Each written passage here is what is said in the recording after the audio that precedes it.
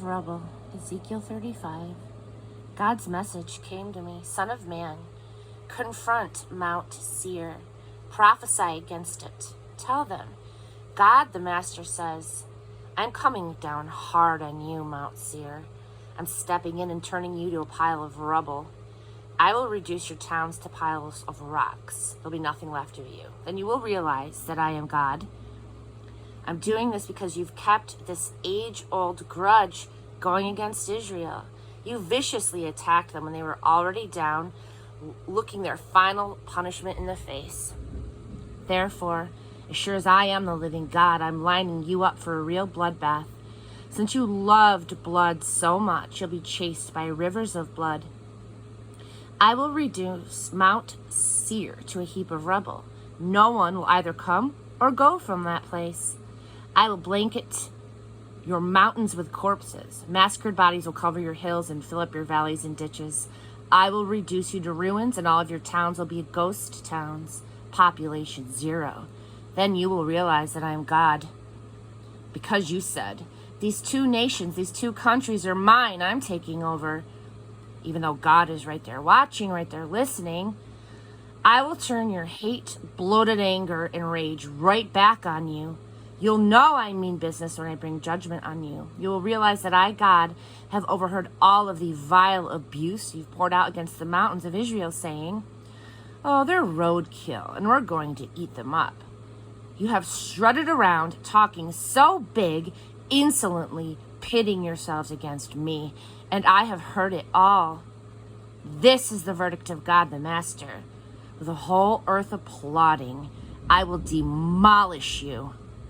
Since you danced in the streets thinking it was so wonderful when Israel's inheritance was demolished, I will give you the same treatment. Demolition. Mount Seir demolished, yes, every square inch of Edom. Then they will realize that I am God. Back to your own land, Ezekiel 36.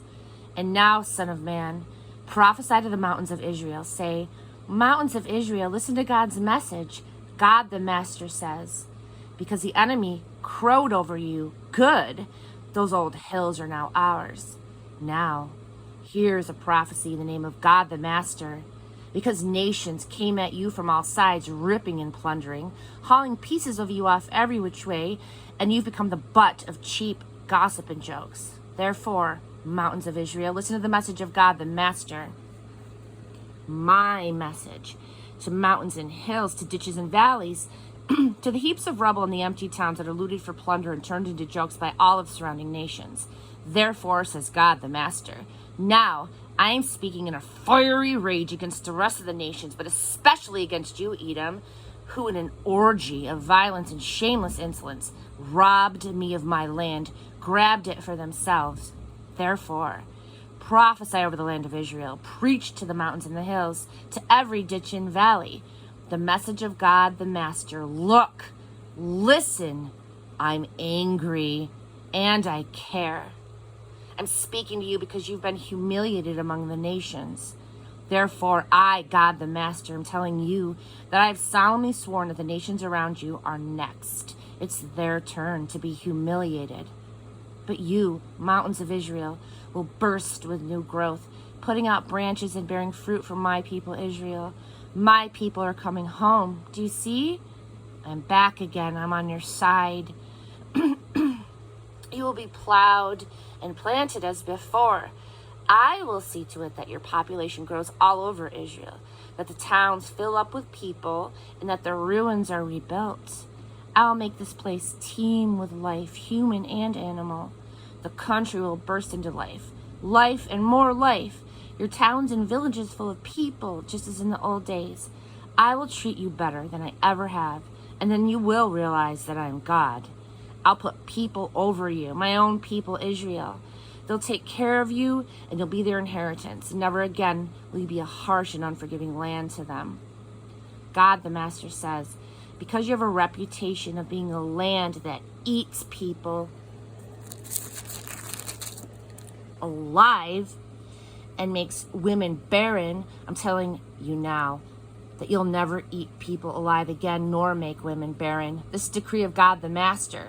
And I will never again let the taunts of outsiders be heard over you, nor permit nations to look down on you. You'll no longer be a land that makes women barren. This is the decree of God the Master. God's message came to me. Son of man, when the people of Israel lived in their land, they polluted it by the way that they lived. I poured out my anger on them because the polluted blood that they poured out into the ground. And so I got thoroughly angry with them, polluting the country with their wanton murders and dirty gods. I kicked them out, exiled them to other countries. I sentenced them according to how they had lived. Wherever they went, they gave me a bad name. People said, these are God's people, but they got kicked off his land.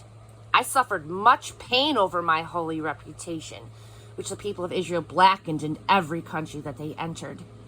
Therefore tell Israel, this is a message of God the Master. I'm not doing this for you, Israel. I'm doing it for me, to save my character, my holy name, which you have blackened in every country where you've gone. I'm going to put my great and holy name on display, the name that has been ruined in so many countries, the name that you blackened wherever you went. And then the nations will realize who I really am, that I am God, when I show my holiness through you, so that they can see it with their very own eyes. For here's what I'm going to do. I'm going to take you out of these countries, gather you from all over, and bring you back to your own land. I will pour pure water over you and scrub you clean. I'll give you a new heart, put a new spirit in you. I will remove the stone heart from your body and replace it with a heart that's God-willed, not self-willed. I'll put my spirit in you and make it possible for you to do what I tell you and live by my commands. You will once again live in the land that I gave your ancestors. You'll be my people and I will be your God. I will pull you out of that stinking pollution. I'll give personal orders to the wheat fields, telling them to grow bumper crops. I'll send no more famines. I'll make sure that your fruit trees and field crops flourish. Other nations won't be able to hold you in contempt again because of famine. And then you'll think back over your terrible lives, the evil, the shame, and be thoroughly disgusted with yourselves, realizing how badly that you've lived, all of those obscenities that you have carried out. I'm not doing this for you. Get this through your thick heads. Shame on you. What a mess you have made of things, Israel. This is a message of God the Master. On the day that I scrub you clean from all of your filthy living, I will also make your cities livable. The ruins will be rebuilt. The neglected land will be worked again, no longer overgrown with weeds and thistles, worthless in the eyes of passerbys. People will exclaim, why, this weed patch has been turned into a Garden of Eden, and the ruined cities, smashed into oblivion, are now thriving. The nations around you that are still in existence will realize that I, God, rebuild ruins, and I replant empty, waste places. I, God, said so, and I will do it. This is a message of God the Master. Yet again, I'm going to do what Israel asks. I will increase their population as with a flock of sheep. Like the milling flocks of sheep brought for sacrifices in Jerusalem during the appointed feasts, the ruined cities will be filled with flocks of people, and they will realize that I am God.